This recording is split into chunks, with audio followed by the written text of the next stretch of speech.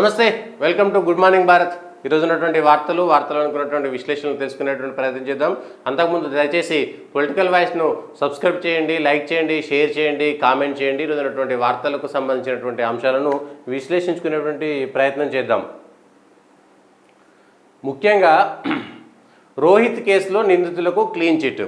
రోహిత్ వేముల అనేటువంటి అంశాన్ని దేశవ్యాప్తంగా ఒక చర్చ చేశారు. అసలు రోహిత్ వేముల అనేటువంటి వ్యక్తి తన వ్యక్తిగత కారణాలతోటి ఆత్మహత్య చేసుకుంటే దాన్ని ప్రపంచానికంతా రుద్ది ఏదో జరిగిపోయింది అనేటువంటి చేసి దేశంలో ఒక కొత్త ఎజెండా క్రియేట్ చేసేటువంటిది. అటు జేఎన్యూలో కానీ హెచ్సియూలో కానీ ఇట్లా అయితే లిబరల్ అనేటువంటి వాళ్ళు కానీ లేదంటే వామపక్ష భావజాలం ఉన్నటువంటి వ్యక్తులు, వాళ్ళకు సంబంధించినటువంటి సంస్థలు, వాళ్ళకు సంబంధించినటువంటి విద్యార్థి సంఘాలు చేసినటువంటి నానా యాగి చేసి అంతా ఇంత చేయలేదు. దానికి సంబంధించి దాన్ని పట్టుకొని రాహుల్ గాంధీ రావడం, ఇక్కడికి సిపిఎం నాయకులు, సిపిఐ నాయకులు దేశం మొత్తం ఒక ఎజెండా క్రియేట్ చేసేటువంటి ప్రయత్నం చేశారు. దేశంలో ఇప్పటికీ ఒక ఎకోసిస్టమ్ వాళ్ళకు ఉన్నది. వామపక్ష భావజాలం ఉన్నటువంటి వ్యక్తులకందరికీ కూడా ఒక ఎకోసిస్టమ్ ఉందని చెప్పడానికి ఒక పచ్చి ఉదాహరణ రోహిత్ వేముల కేసు. అనేక మంది ఆత్మహత్యలు చేసుకున్నా కూడా రోహిత్ వేములకు సంబంధించినటువంటి అంశాన్ని, అతను దళితుడు కాదు, ఫేక్ సర్టిఫికేట్ తీసుకొచ్చుకొని దళితుడిగా విద్యార్థిగా ఆయన చదువుకున్నాడు.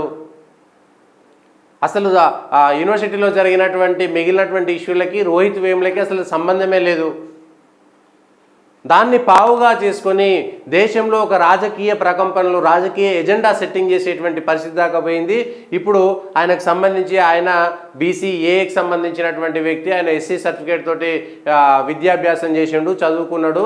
ఆ చదువుకున్నటువంటి అంశాలపైన జరిగింది. ఆయన ఆత్మహత్యను తీసుకుపోయి స్మృతి ఇరానీ, దత్తాత్రేయ లేకపోతే మిగిలినటువంటి వాళ్ళందరికీ ముడిపెట్టి లంక పెట్టేటువంటి ప్రయత్నం చేసినారు. రోహిత్ వేములకు సంబంధించినటువంటి సందర్భంలో హెచ్సియుకి నేను కూడా వెళ్ళి రిపోర్టింగ్ చేసిన.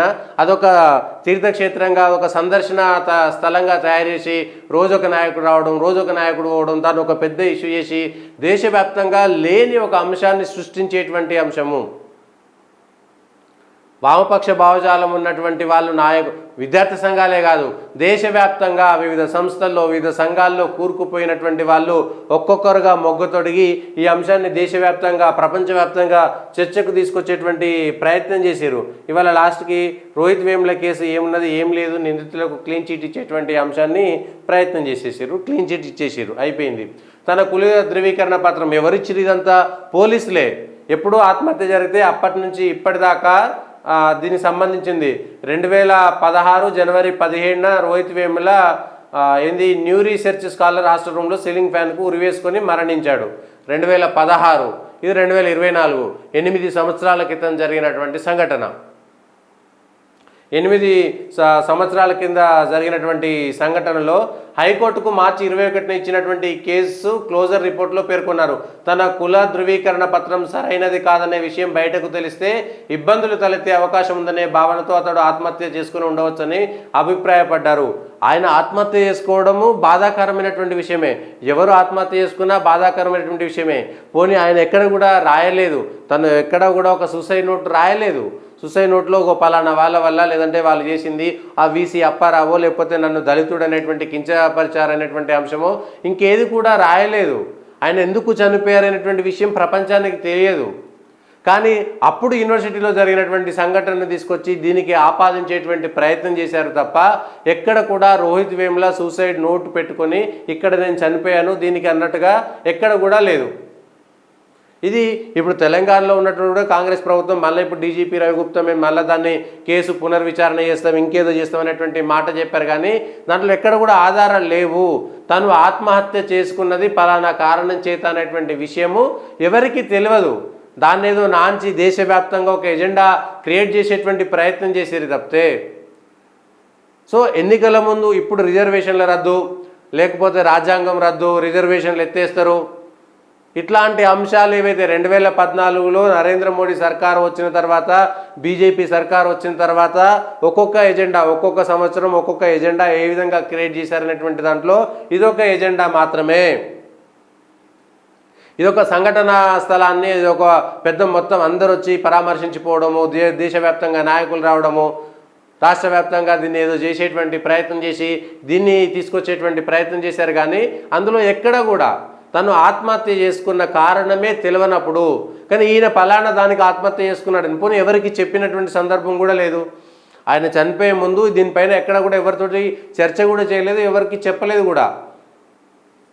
కానీ ఈ అంశాన్ని జస్టిస్ ఫర్ వేముల ఉద్యమాన్ని కాంగ్రెస్ మద్దతు ఎప్పుడు ఉంటుందని వెల్లడించారు. ఇప్పుడు మళ్ళీ దీన్ని తీసుకొచ్చేటువంటి ప్రయత్నం చేశారు. మళ్ళీ ఇప్పుడు ఎన్నికల ముందు ఇది కావాలని మళ్ళీ ఒక ఎజెండా సెట్టింగ్ చేసేటువంటి పరిస్థితి తప్ప దీంట్లో వచ్చేటువంటి లాభం ఏం లేదు. మళ్ళీ రోహిత్ వేముల ఇష్యూని తీసుకొచ్చి ఇగో దళితుడు కాదు బీసీ ఎస్సీ అనేటువంటిది ఇచ్చారు. ఇప్పుడు మళ్ళా ఇచ్చింది రాష్ట్ర ప్రభుత్వానికి సంబంధించినటువంటి పోలీసులు నివేదిక ఇచ్చింది, రాష్ట్రానికి సంబంధించినటువంటి పోలీసులు.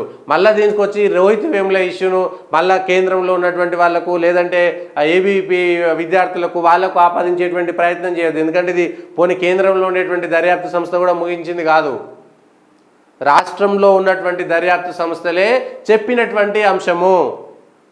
ఇంకా నరేంద్ర మోడీయో లేదా బీజేపీయో ఆర్ఎస్ఎస్కు సంబంధించినటువంటి ఏవి లేవు ఇక్కడ. కొన్ని ఏబీపీ వాళ్ళు ఎవరు లేరు అక్కడ. ముగించింది కేసును క్లోజ్ చేసింది కూడా రాష్ట్రంలో ఉన్నటువంటి పోలీస్ వ్యవస్థ. రాష్ట్రంలో ఉన్నటువంటి పోలీస్ వ్యవస్థ క్లోజ్ చేస్తే ఇక్కడ ఉన్నటువంటి కాంగ్రెస్ నాయకులు దీన్ని విమర్శిస్తున్నారు. మండిపడ్డ విద్యార్థి సంఘాలు మండిపడ్డారంటే వేరు విషయము. కానీ రాష్ట్రంలో ఉన్నటువంటి పోలీస్ వ్యవస్థ తప్పు చేసిందని ఇప్పుడు కాంగ్రెస్ పార్టీ చెప్పదలుచుకున్నదా? కాంగ్రెస్ పార్టీ దీన్ని వ్యతిరేకిస్తున్నది. రోహిత్ వేముల కేసు దర్యాప్తులో రూపొందించిన 60 పేజీల్లో 40 పేజీల రిపోర్టు దళితుడు కాదని నిరూపించకే కేటాయించారని ఏబీపీ బీజేపీ ప్రచారం చేసిన విధంగానే అతను దళితుడు కాదని రిపోర్ట్ ఇచ్చారని దుయ్యబట్టారు. రిపోర్ట్ ఇచ్చింది అప్పుడు కేసీఆర్ సర్కారు ఉన్నది, ఇప్పుడు కాంగ్రెస్ సర్కారు ఉన్నది కదా. పోలీసులు కదా రిపోర్ట్ ఇచ్చింది పోలీసులు. రోహిత్ వేములకు న్యాయం జరిగేదాకా సంఘటిత పోరాటం చేస్తామని తెలిపారు. కాంగ్రెస్ యువరాజు రాహుల్ గాంధీ అతడే తన కథానాయకుడని ప్రకటించిన సంగతి తెలిసిందే. ఇప్పుడు రోహిత్ వేములకు సంబంధించి గతంలో మెడ మీద వేసుకొని భుజాల మీద వేసుకొని రోహిత్ వేములకు సంబంధించినటువంటి ఇష్యూను నడిపించినటువంటి కాంగ్రెస్ ఇప్పుడు ఈ కేసు క్లోజ్ అయింది కాబట్టి తమ మీద ఎక్కడ అపప్రద వస్తుంది అనేటువంటి భయంతో ఇవాళ కాంగ్రెస్ సర్కారు అధికారంలో ఉంటే ఇచ్చినటువంటి నివేదిక ఇచ్చినటువంటి కేసు క్లోజ్ చేసినటువంటి వాళ్ళు ఇక్కడ ఉన్నటువంటి తెలంగాణ పోలీసులే. రాష్ట్రంలో ఉన్నది కాంగ్రెస్ సర్కారే. కాంగ్రెస్ విమర్శించడం అంటే తెలంగాణలో ఉన్నటువంటి పోలీసులను కాంగ్రెస్ పార్టీ విమర్శిస్తున్నదా?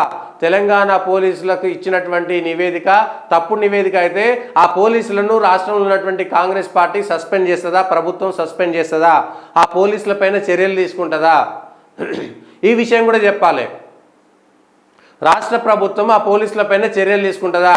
లేదంటే ఆ పోలీసుల వెనుక నరేంద్ర మోడీ ఉన్నాడు, ఆ పోలీసుల వెనుక ఏబీపీ ఉన్నదనేటువంటి విషయాన్ని ఏమైనా రుజువు చేయదలుచుకున్నదనేటువంటి విషయాన్ని కూడా కాంగ్రెస్ పార్టీ చెప్పాలి. జస్టిస్ ఈసీ వేణుగోపాల్ ధర్మాసనం శుక్రవారం విచారణ చేపట్టింది.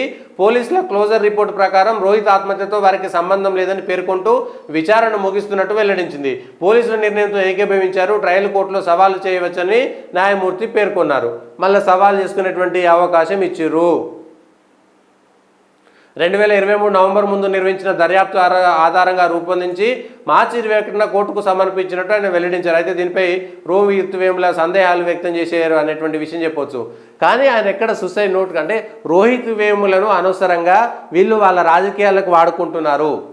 రోహిత్ వేములను ఎవరికి వాళ్ళు వాళ్ళ రాజకీయాలకు వాడుకుంటున్నారు.